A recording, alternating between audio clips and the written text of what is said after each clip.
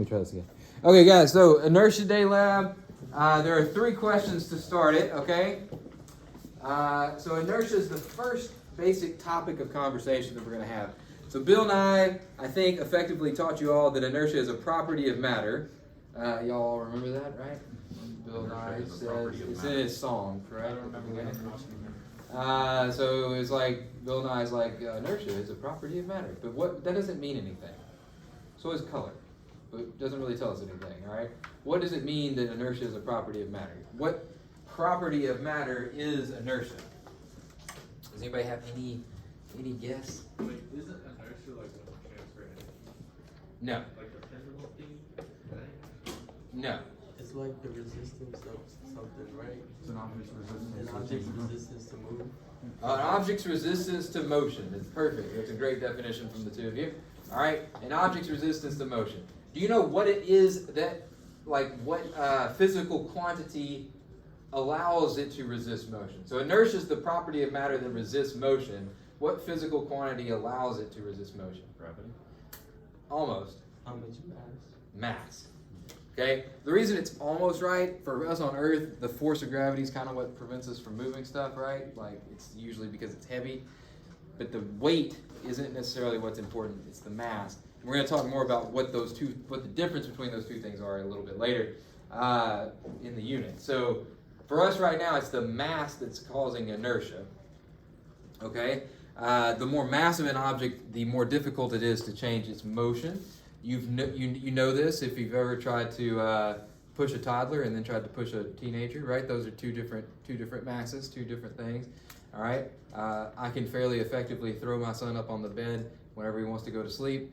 I doubt I could throw any of you, all right? Because y'all all have more mass, so you have more inertia. It's more difficult for me to change your motion, all right? The other thing to think about here is that it requires more energy or more force to change an object's inertia, which is why bigger trucks tend to be less fuel efficient, right? Because they're having to have more. They're having to overcome more inertia to get them moving and to stop them from moving. I imagine, although I don't know this for sure, I'm imagining that trucks have bigger brake pads than little cars. All right. So the one other thing I do want to state is that inertia does not depend on speed. These are not this is something different. So when you're talking about speed, that's going to be momentum that we're talking about, okay? So if you say that like a car is going down the road at 20 meters per second and somebody says, why is it difficult to stop? And you say that it's moving 20 meters per second, that's the momentum that you're talking about the car having. The inertia would just be based upon the mass. And so the way to think about that is like, if you really would only compare them if they're moving the same speed. So, right, like which one due to inertia would be harder to stop, a car going 20 meters per second or a truck going 20 meters per second? The answer would be the truck because it's more massive, right? So you wouldn't be talking necessarily about differences in speed, you're going to be talking about differences in mass. All right, so that's that first one. So how does one increase or decrease inertia? We talked about it. You can add mass to the system. You add mass, it's going to increase the inertia. Why are all offensive linemen 400 pounds? Not literally, but 320 pounds. Why is that the mass of an offensive lineman? Because it makes them hard to move, even if they're not that. Even if you take away the strength aspect, they're still harder to move. It's actually interesting if you look at the statistics of weight for NFL linemen over the course of the last 50 years. They have crept upwards by about 2 to 3 pounds a year. So back in the 60s and 70s, it was fairly common to have offensive linemen that were 250, 260. Now, offensive linemen in the NFL are like 320, 330. And so the reason for that is no one's thinking about it. No coach is going, oh, we need more inertia on the line. But the reason for that is the larger their mass is, the harder it is to move them because of inertia. Let's see. And then finally there, before we get started, if you were in outer space where gravity is negligible, and I gave you 2 boxes, one filled with lead and one filled with air, how could you tell? shake both and feel the vibrations. Shake both, but it wouldn't necessarily be to feel the vibrations. How hard One, is it? yeah, one would be harder to move. All right, it's a little bit of a tricky thing. Most people don't really think about it, but you do this normally. Like people do this. Let me give you an example. All right, hang on.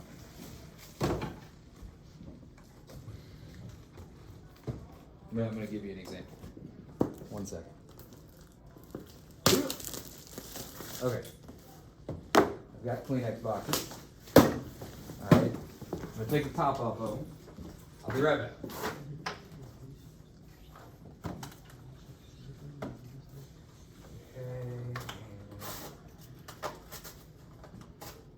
Okay, 1 second.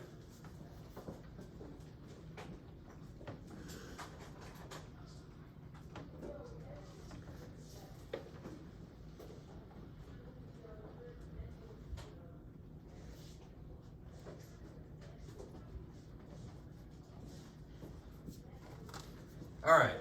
I'm gonna put these on a desk, and you're gonna have to tell me which one has the mass in them. Okay. So you can't pick them up because you can't fight the weight. All right. So you can detect it with the weight.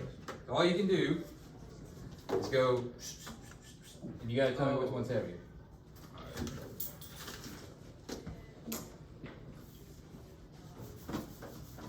Which one's heavier? Which one? Yeah. But like again, without like holding the weight, you felt it rattle. But that's, you know, Yeah. the point is like if you move it back and forth, this one's harder to stop and change direction on. And it has nothing to do necessarily with the weight, because when you set it on the table, the weight's not a factor, because the weight is being held up by the table, right? But if you do this, it's obvious which one is heavier to push back and forth. Okay? All right. So that is inertia. You're welcome to check that. It's something that's a little bit counterintuitive. If you were in outer space, when you held these two objects, you wouldn't be able to tell which one was heavier based upon the weight, because there would be no gravity. So what you would do is if you moved it back and forth, this one's harder to stop and go, so it would have more mass, more inertia. Okay, so let's take a look at the labs we're going to do today, okay? So we've got 6 labs. I'm going to demonstrate each of these. And then I'm basically going to give you probably 5 to 6 minutes at each lab, and we're going to kind of go through it. It's just kind of a fun day, all right? It's not meant to be a challenging day by any stretch. Let me see if I can get this set up so the people at home can see it. What's up? Oh, wait till I get done demonstrating, and then yeah. Okay. So the first one here, we got the bottles, and you're gonna have a $1 bill. Please don't steal my dollar. Okay. And the way this one works is you're going to overlap the bill on top of here, and I will be completely honest, I am going to always screw this one up. I can't do it. I don't know why. I'm just like clinically incapable of getting this one to work. But you balance the 2 bottles on top of each other. And then you're supposed to hold the bill and then hit your finger down on it. I did it. What's up? All right. So the point of this is that the inertia of the bottle is not overcome by the little bit of friction that the bill pulls with. And so since you're doing it real fast, basically the bottle doesn't have a chance to move. And so it stays on top. If you pull the bill slowly, then there's time for the inertia to have time to like kick in, and it'll move too. So you got to be quick with it. All right, I'm gonna keep that recording as proof that I could do it. All right. Next up we have, put that $1 under one of those. Next up we have these. These are washers, and the goal here is to balance the washers. Boy, this is just looking jankier and jankier. There we go. All right, we're gonna balance the washers, and you can do however many you want to. I'm gonna just do one so that I don't like completely embarrass myself to begin with. You're gonna hold it right here, and then try to come around and grab it. The goal is to grab as many as possible, okay? If you drop them, please pick them up. Don't leave thousands of washers scattered around on the ground, okay? But I think the record I had, and they were using the smaller washers when they did this, but they were using like the this size washers. But I think I had like 20 something, somebody called it one time. The one thing I want you to do, the one thing I do want you to notice, get a heavy one and a light one and see which one's easier to grab. So you should notice there's a difference. There's one that's easier to grab because because of inertia, right? It doesn't quite move around as much. All right. I'm going to save this one for last, so we're going to come back to it. All right. The dominoes back here in the back, if you can't see me, I'm going to try to do it on this table so maybe more people can see me.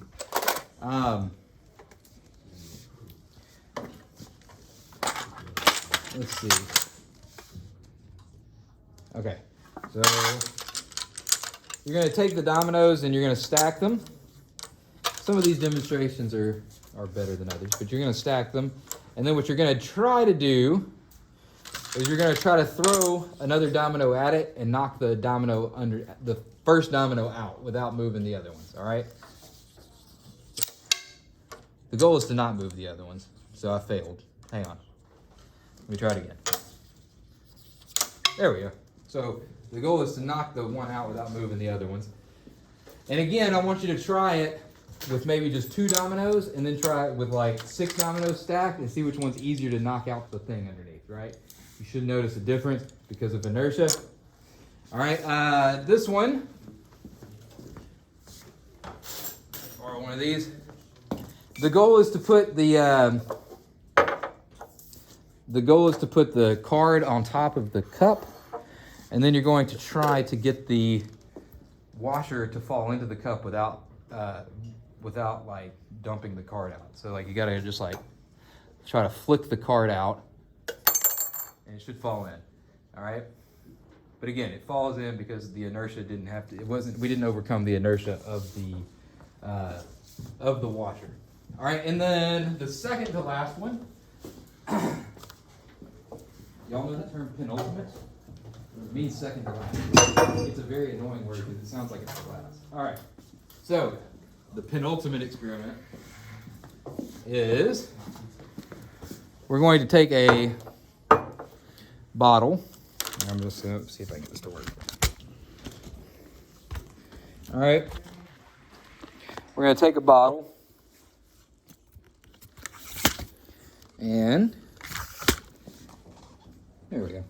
We're going to take a bottle and we're going to balance a ring on top. And we're going to place a piece of chalk on top.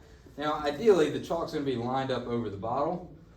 So you can kind of check it, and then you're going to, as quickly as you can, try to knock the ring out. And it should fall into the bottle. Okay? This one's really fun to record in slow-mo, just saying. Okay? So that's this one. If you run out of chalk, there's some chalk over there by it. Please don't like just abuse the chalk and just kind of tear it out over and over. Like, don't just break up the chalk because you're busy. Just if you can, dump the bottle over and pull the chalk out. All right, and then finally, we have the classic inertia problem with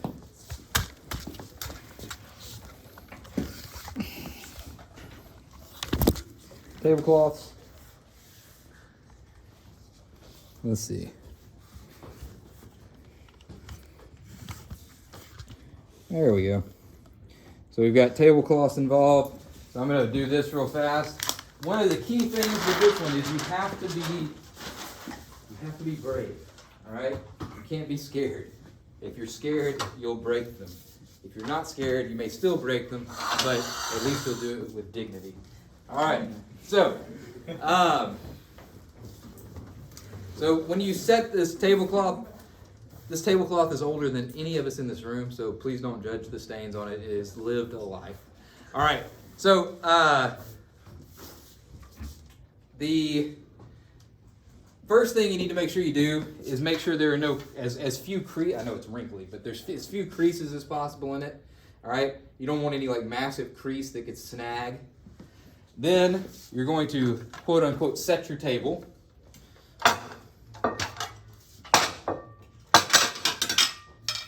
All right. And the final thing you're going to do is when you pull, you're going to go down and out, like if you ever watched a movie with people cross country skiing, like where they're just doing like this repeatedly. That's what you're doing. You don't want to pull. You don't want to like flip it up and then come down. You just want to straight down and out. It also helps if your tongue sticks out. Don't know why, that does help though. Okay, I know nobody can see it because you got your mask on, but it does help if the tongue is out while you do this. So you're going to give it a nice, quick, and it should come out. All right. Now, if you here's what happens. The people that break it almost always break it because they get scared. They get about halfway through and they stop, and then the plates just kind of carry on through. So you can't get scared. All right. So we have about 30 minutes left. So we're going to do 5 minutes per station. It does require you to do something on the lab just because I need you to do some work other than just looking at the cool demonstration. So you do have to do a quick sketch of it and briefly explain why with inertia it is working. So there are 6 stations. If we could get into groups of say 4 or 5, you can